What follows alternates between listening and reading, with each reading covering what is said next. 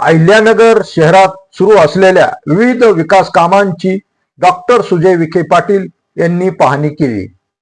या शहराच्या वाहतूक व्यवस्थेला गती देण्यासाठी उभारण्यात येत असलेल्या सह्याद्री चौक ते सन फार्म चौक दरम्यानच्या उड्डाणपुलाच्या कामकाजाची त्यांनी प्रत्यक्षस्थळी भेट देऊन प्रगतीचा आढावा घेतला. या पाहणी दरम्यान उड्डाणपुलाच्या बांधकामाची सद्यस्थिती, कामाचा वेग तसेच गुणवत्ता याबाबत संबंधित अधिकाऱ्यांशी चर्चा करण्यात आली. प्रकल्प नियोजित वेळेत आणि दर्जेदार पद्धतीने पूर्ण व्हावा यासाठी त्यांनी आवश्यक त्या सूचना अधिकाऱ्यांना दिल्या.